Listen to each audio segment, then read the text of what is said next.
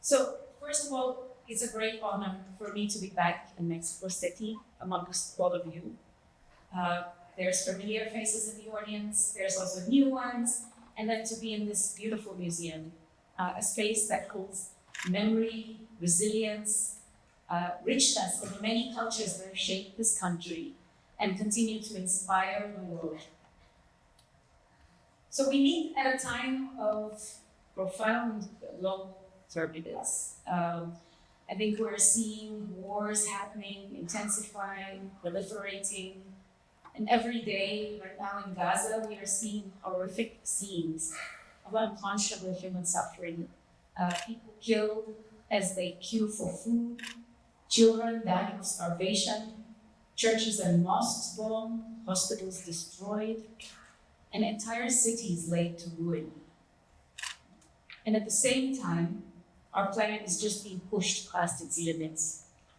And the ravages of climate change are producing droughts, famines, displacement, and conflicts. And even though we're making some movement on climate action, it's been painfully slow. And just as we are, powerful countries are now actively rolling back on their commitments, accelerating deforestation and increasing emissions. And the countries least responsible for this emergency are suffering the most. Right. And these environmental catastrophes are not isolated. They are flowing from a deeper crisis of inequality within countries and between them. And the same system that allows a tiny elite to accumulate unimaginable wealth also is fueling this environmental destruction, including Latin America's precious ecosystems, as we heard, from Amazon to the Mesoamerican forests.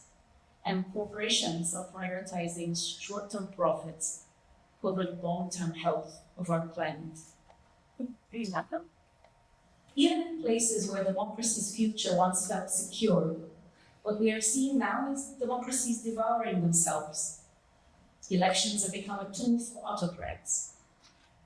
Mechanisms not to uphold freedom, but to consolidate power, to seize institutions, to bend them to their will. And the liberal international order, which was designed to hold us together, is fractured and risking the breakdown not just of global cooperation, but the very idea of our shared humanity. These are not separate and distinct crises. They're interlocking systemic failures that have created a world gone wrong, and they're going to be difficult to undo. So the question for us, how do we stand for what's right in a world that's going wrong? My own journey as someone who's devoted my life to the fight for human rights and justice began as a child when I witnessed injustice everywhere around me. I'm from Kenya, and I grew up during the dictatorship of President Daniel Arap Moi. And some of my earliest memories are of people being forcibly disappeared into the basement of Nyayo House, which was a notorious torture center. People vanished for weeks, for months, even longer. People were held there, undressed, beaten, starved, subject to other punishments. And at the height of the Moi dictatorship, hundreds were detained and tortured, and their only crime was questioning a repressive regime that relied on fear, surveillance, and brute force, criminalizing any dissent to remain in power. But my experience in Kenya is not isolated. In Latin America, people were resisting their own dictatorships. In Argentina, tens of thousands forcibly disappeared under military rule. In Mexico, peaceful student protests were met with brutal repression, most tragically in the 1968 massacre. In Chile, under Pinochet, notorious torture centers like Villa Grimaldi and mass executions. In Brazil, leftist students, intellectuals, clergy, arbitrarily detained, tortured, disappeared, killed. Indigenous communities having their land stolen, and censorship and surveillance were routine. And yet, amid all that, there's always been a history here of people who stood up for truth, for dignity, for what was right, often at great personal risk. In my country, Kenya, it was a small group of lawyers that dared to go to court to challenge detentions without trials and other abuses. They broke the silence. They gave other people courage to speak out, and they helped to spark a movement of peaceful protest. And eventually the government fell. Today we have a fragile democracy in Kenya as a result. I think, for example, also of the mothers of the Plaza de Mayo in Argentina, who gathered every week, year after year, refusing to let the memory of their children fail. And even when they were expelled from the square by the police, they came back, and they came back, and they remained until justice began to arrive, until the democratic opening, until the trial of the Pintas. And I think too of the mothers in Mexico, who for decades have searched for their disappeared children, demanding truth and justice in the face of silence and impunity. And I think of the Directas Ya movement in Brazil, demanding direct elections in 1983, and the historic No campaign in Chile, a coalition of opposition parties and civil rights groups that galvanized the country and successfully defeated Pinochet in 1988. Today too, there's movements we can draw from, inspiration we can get and stand with as allies. There are people everywhere who are choosing hope, and not as naive optimism, but as radical determination. They believe that change is not only possible, but it's already underway. And they are standing for what is right in a world gone wrong. And they show us the power of persistence.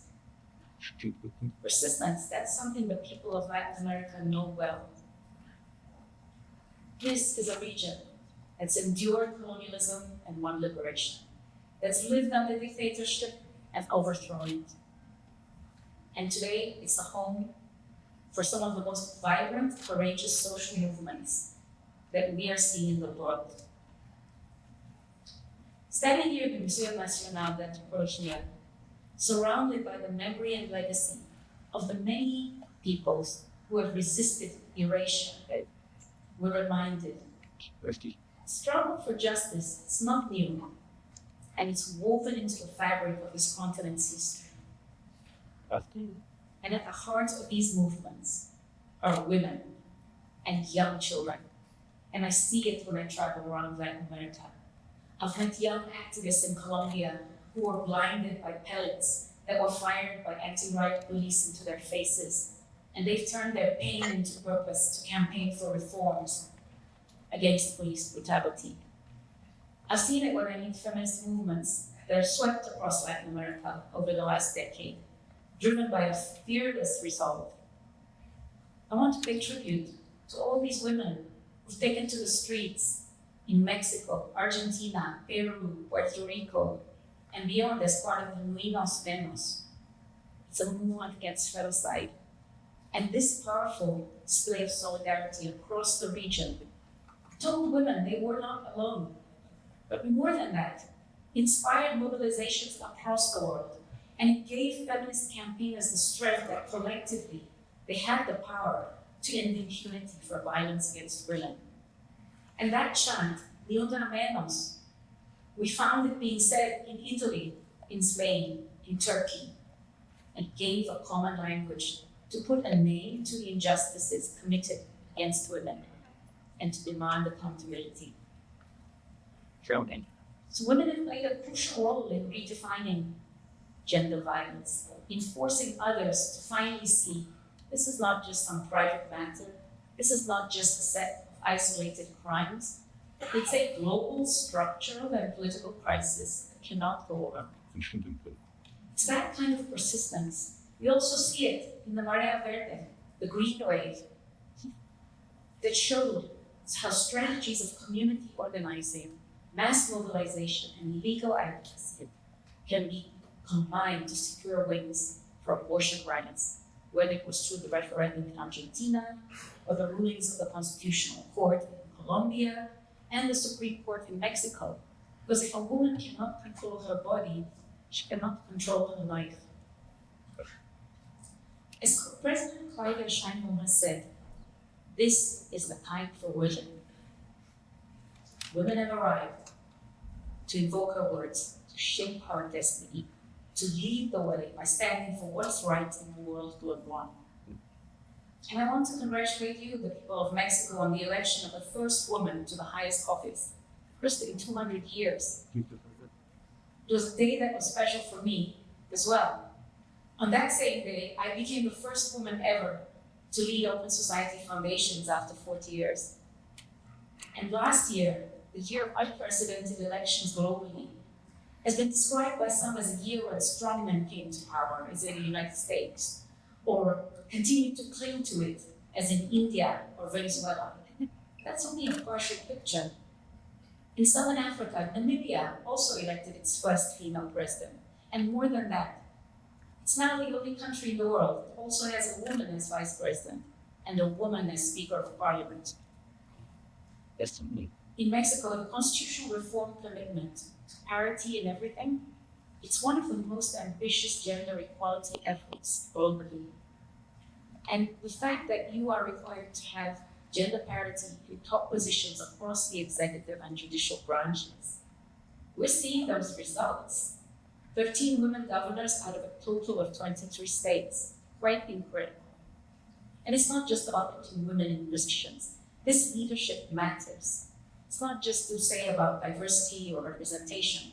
It actually shifts policies. It delivers change. And when we watch women in positions of leadership, what we find is that they're more likely to pursue policies that advance sustainable development, be it access to safe water, affordable healthcare.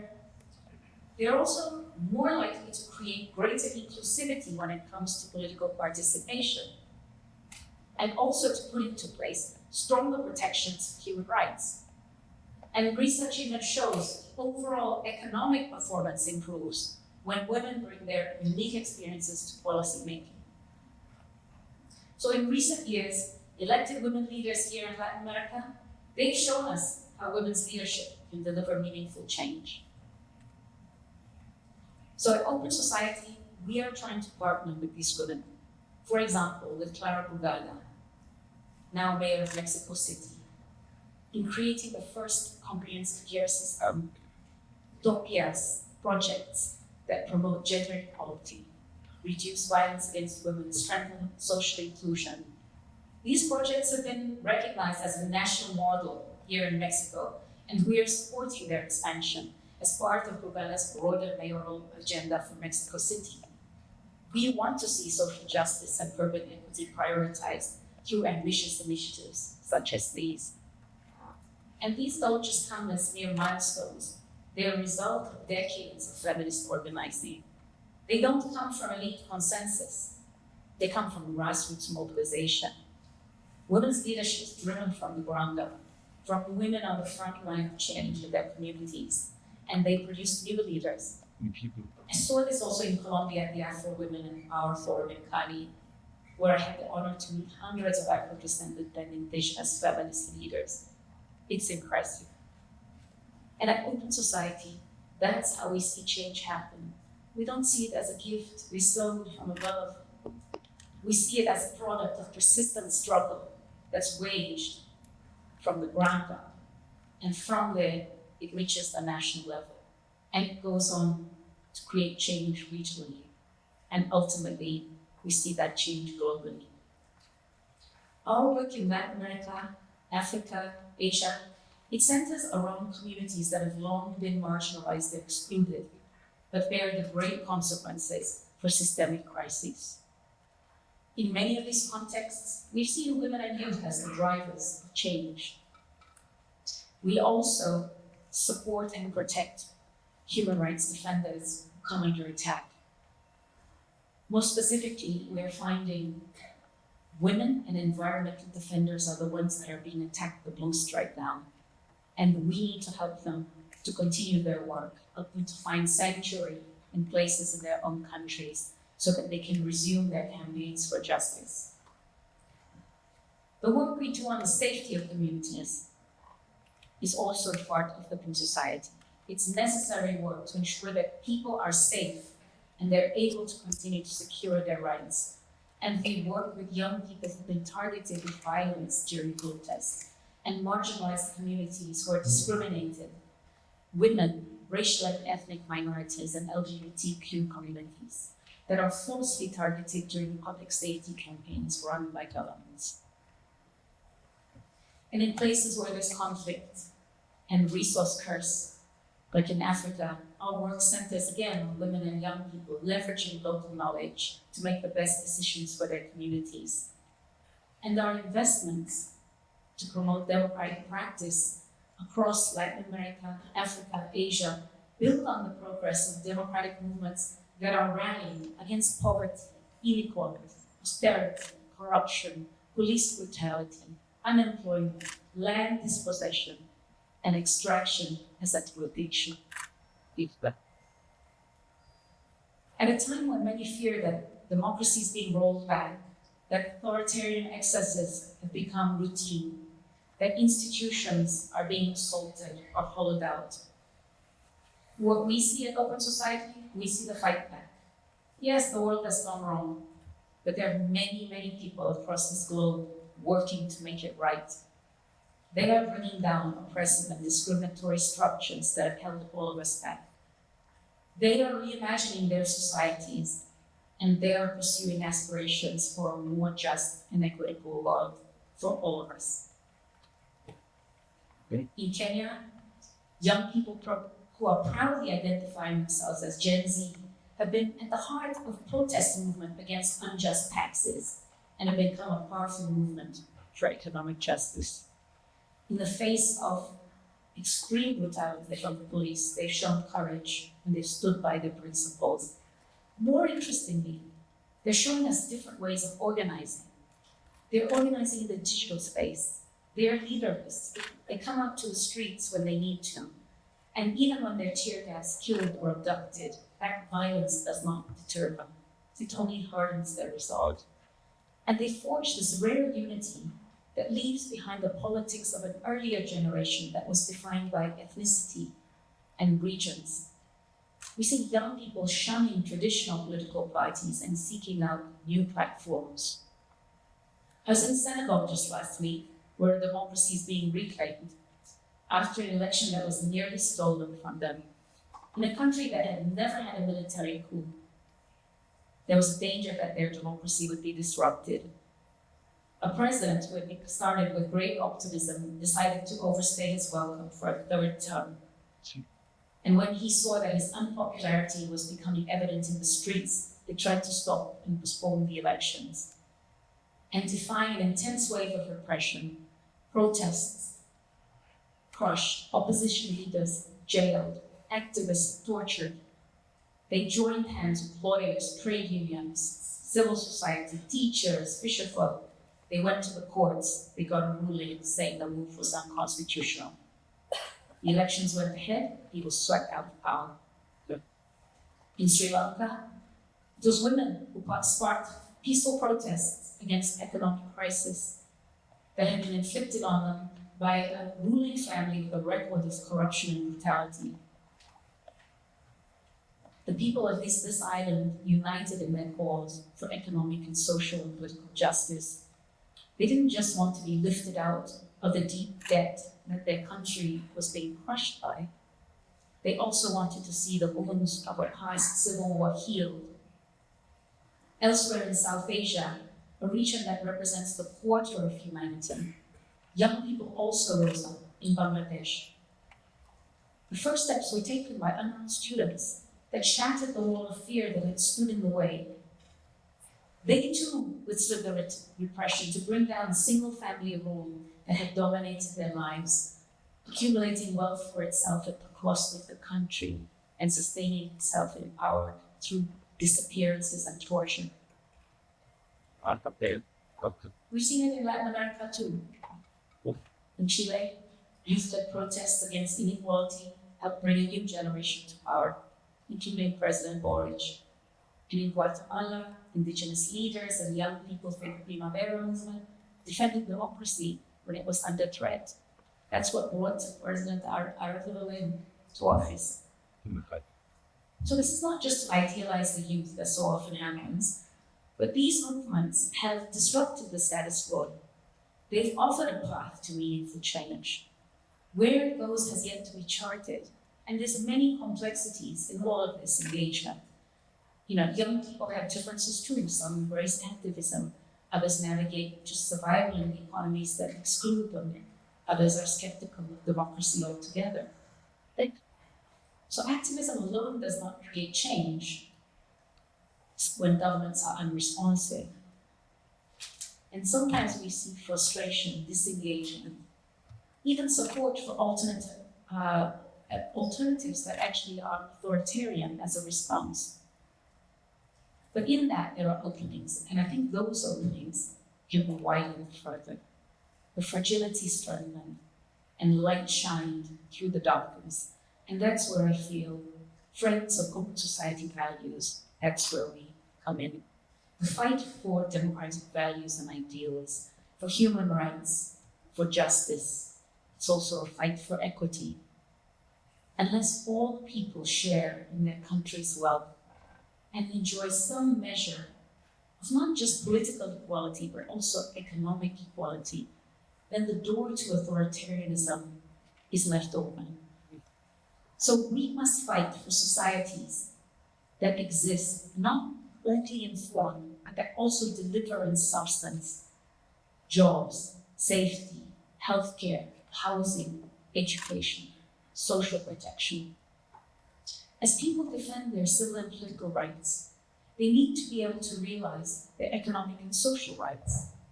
And for that, we need to think beyond traditional methods of organizing. For many years at Open Society, our theory of change was if we just supported civil society alone, that would be enough to push for reforms, to keep societies safe, to keep governments accountable, to resist authoritarianism. Civil society is crucial, but right now civil society is also under attack. Governments are imposing restrictive regulations, choking off funding, demonizing civil society leaders. And this has exposed a weakness in our theory of change, an over-reliance on the sector, a misguided assumption that somehow the fight for human rights could be undertaken without engaging politics. And that, I think, is something that we are looking at.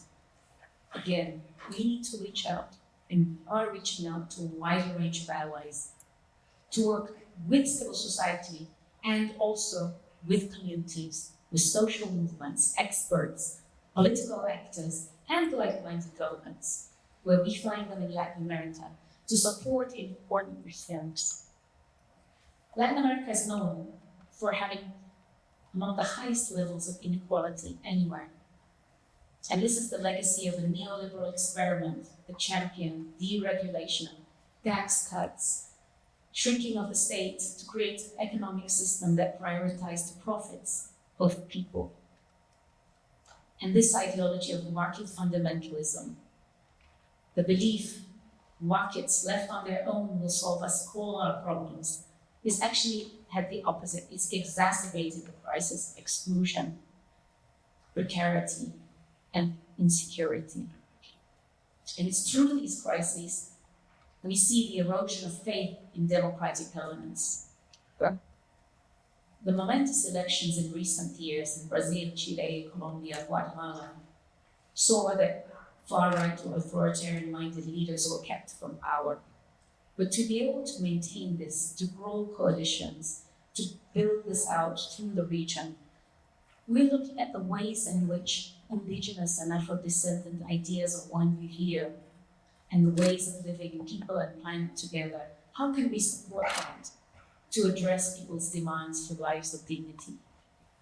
And this effort is complemented by our work that we're doing to promote new economic models through green industrial policies in order to break with the past that forced countries to decide whether to pursue climate action or development. So through these efforts, bringing together governments, experts, activists, communities, we want countries to do both, protect the planet and create jobs. There was a time back in the 1970s when neoliberalism reinforced authoritarianism, for example in Chile during Pinochet's time, by unleashing shock therapy that caused unemployment to soar, inequality to widen, poverty to increase. We are doing the opposite. Open society is investing in efforts to build fairer societies and to build more open and democratic societies.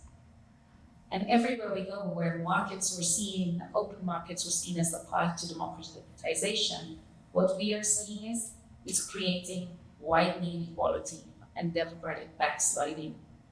And it's creating situations where political dynasties or militaries are concentrating power in the hands of a few, and more economic and social explosion. So what we need is something different. We need new forces who will champion both political and economic inclusion, especially for young people who are disproportionately affected by unemployment, high cost of living, and lack of basic protections. And it's not just at the national level, because multilateralism is under threat. We need to make changes at the regional and the global level. I'm pleased to be here during the Pan-American Congress, which is bringing together elected lawmakers from across the Western Hemisphere. And as our world passes through these uncertain times, with divisions being actively created within and between continents, it's an opportunity to build bridges based on open societal values of dignity, equity, justice, and to build solidarity on issues of human rights, migration, and democracy. And it's an opportunity to craft a new vision for this hemisphere, a new social contract for the 21st century. Otherwise, we will move towards a world of rivalry, of transactional relationships. But there's another way. We can choose cooperation over competition.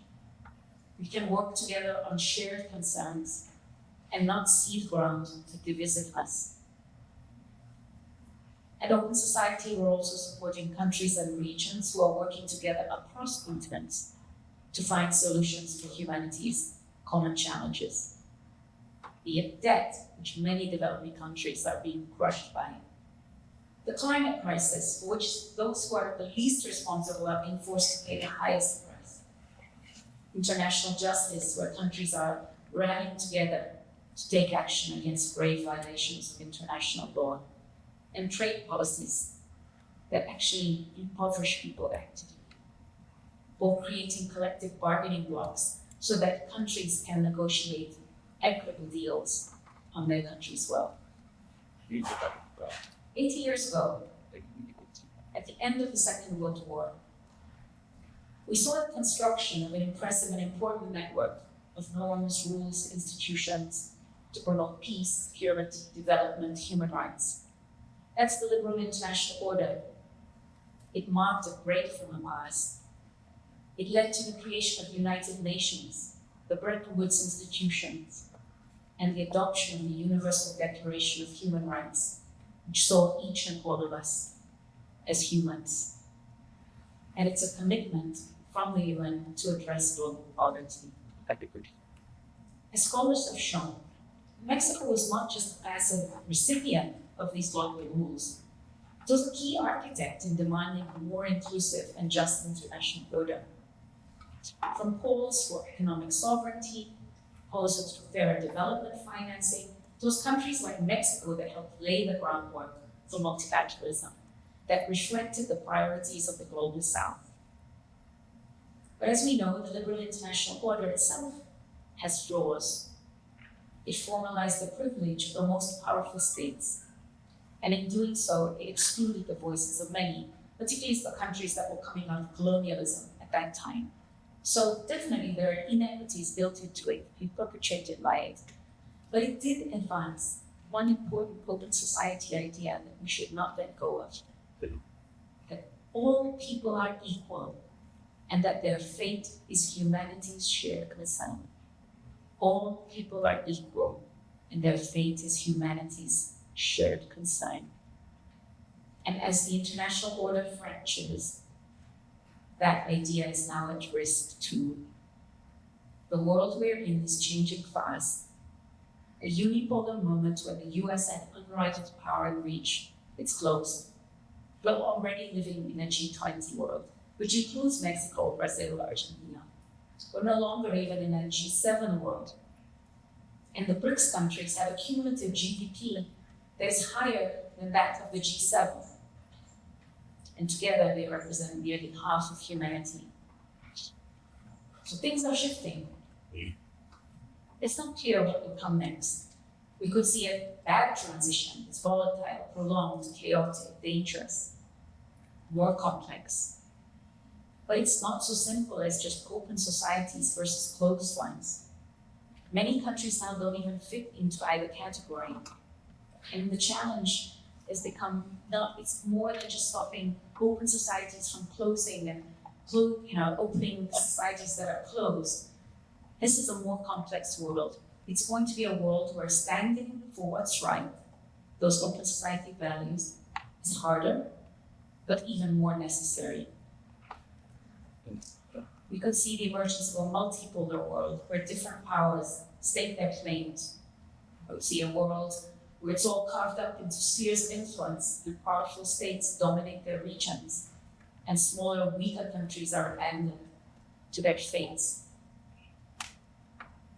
One of the reasons why the global international order is coming apart is because the same powerful states that presided over its creation are now dismantling it.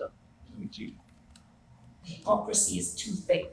They're threatening to annex entire countries, waging wars of trade and bombs, and allowing the most serious crimes to be committed with impunity. It's clear the fight for open society values today does not lie in just recovering the old world we lived in, or nostalgically rebuilding what we see is broken. That world is past. We live in a world that's going wrong, but it's not an unchangeable one. And the task for you, for me, for all of us here, is to discover a new moral imagination, one that can shape and build the new world that's emerging and lean it towards human rights, equity, and justice. In this moment of uncertainty, Latin America is an important player, drawing on its history of bold, transformative ideas. Once again, we need you. You can offer us the creativity and imagination needed to shape a new order grounded in open society values. I already see signs of it. It's the movements I've mentioned already, the people on the front lines defying repression, challenging injustice, fighting for a better world. And at Open Society, we're committed to looking for those new thinkers, those new organizers. This moment calls for us to think with intentionality in everything that we do. Let's question all our assumptions from the past. Let's be open to new ideas and ways of organizing. Let's understand how power is shifting and being engaged and exercised right now. We need to rebalance it. We need to confront it. This is central to our mission. We seek to move power to the hands of people who have historically not had it. We need to stand with communities that have it. We are not saviors. We stand in solidarity. We also understand there's no finishing line for our work.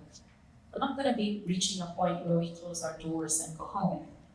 The work of defending open society values and human rights is never going to be done. We do what we can, we pass the baton to the next generation. And in this moment, when things look so difficult in so many places, our job is to keep our eyes on the goal, to stay calm, to stay focused, above all to be brave, and to remember what we have to do. I want to close with the words of someone who may be familiar to our friends in this hall, Maria Herrera Magdaleno. She's a Mexican human rights activist and a mother who has been searching for answers when it comes to the disappearance of her sons. We do not seek revenge, she said, as a leader in the movement of families for the disappeared. We seek justice. And as long as we are alive, we will not stop fighting. And I think we should take strength from those words. Thank you very much. Thank you. Thank you.